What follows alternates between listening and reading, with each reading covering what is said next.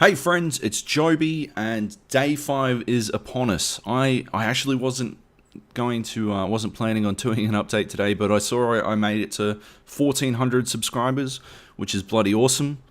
So I figured, thumbs up, let's do it anyway.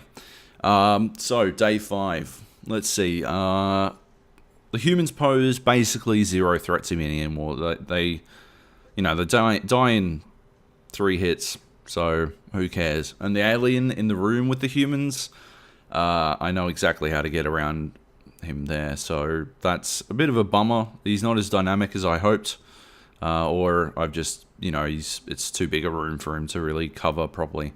But yeah, so essentially, not scary in that instance anymore. So, I died in the area that I always sort of die in. Oh, not always. Since yesterday, I die in. Yeah, I died to androids again.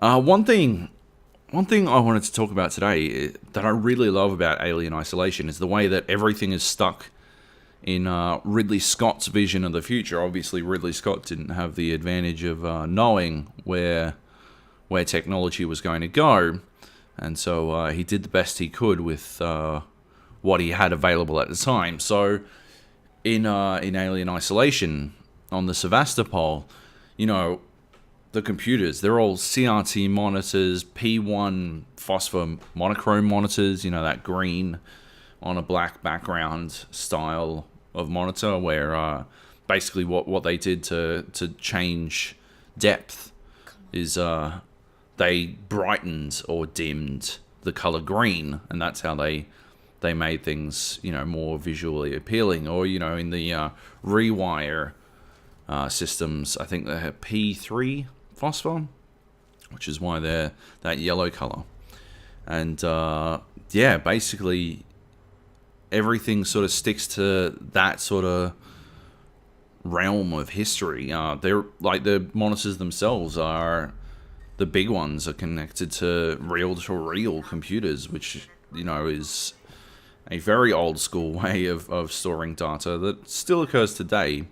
But you don't really see it as much as you see the closed reels of our hard drives, or obviously we've got solid state drives as well. I'm getting well off track here. The doors are all pneumatic, that sort of noise, which has been largely phased out.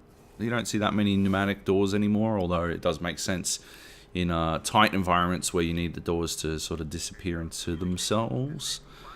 And, yeah, the various staff throughout the game, they all leave expository messages on tape recorders, as opposed to, I don't know, iPods or something. Actually, the absent exposition of the game, the way that, absentee exposition of the game, is sort of a bummer to me. I don't mind it as a device per se. Like, I think it's appropriate in a lot of situations, especially in games where interaction with others is either non-existent or exclusively hostile, or nearly exclusively hostile.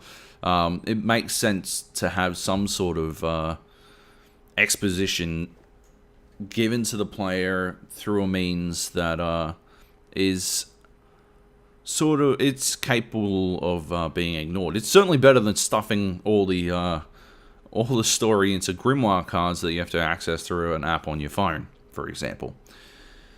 But I can never decide how I prefer audio logs to play. Do I want to hear it wherever I go, like a voice in my head?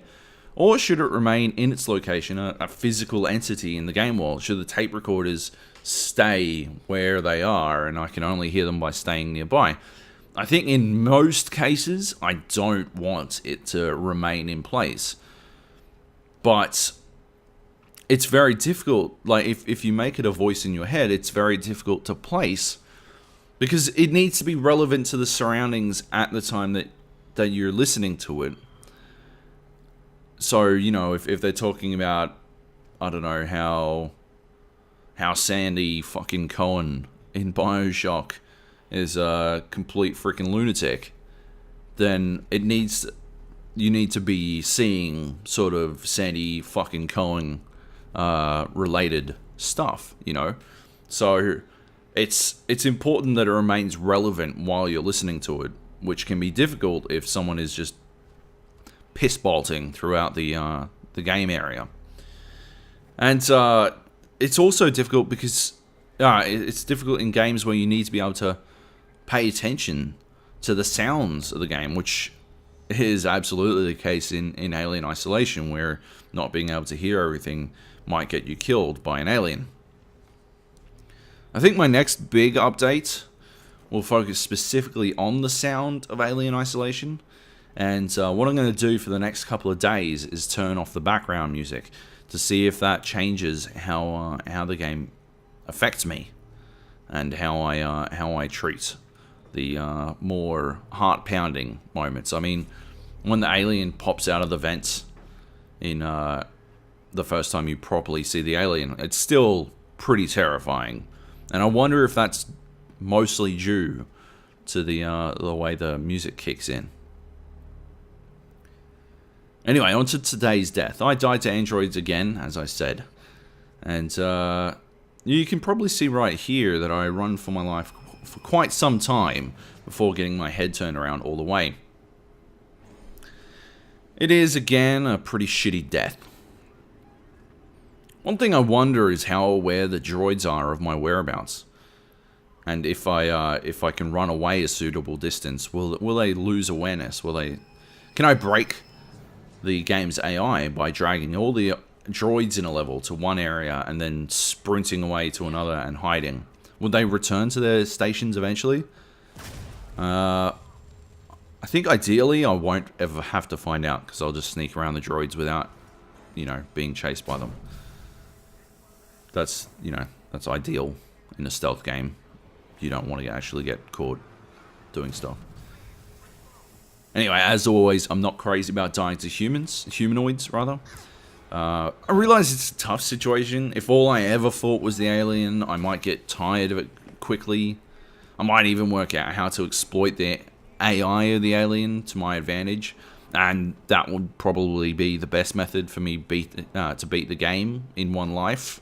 So I'd probably definitely exploit the shit out of it.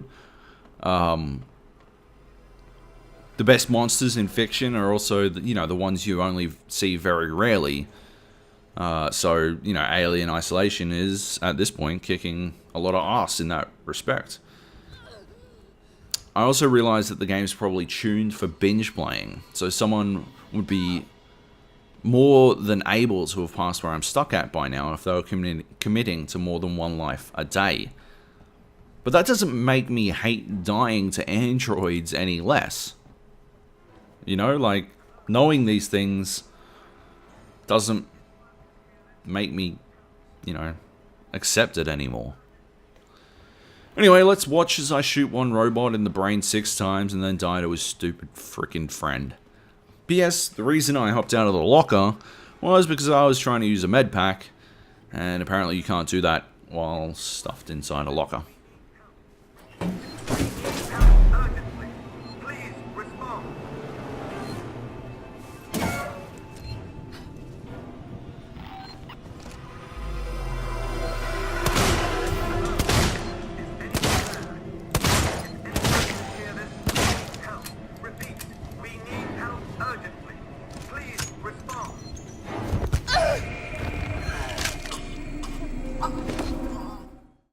And there you have it.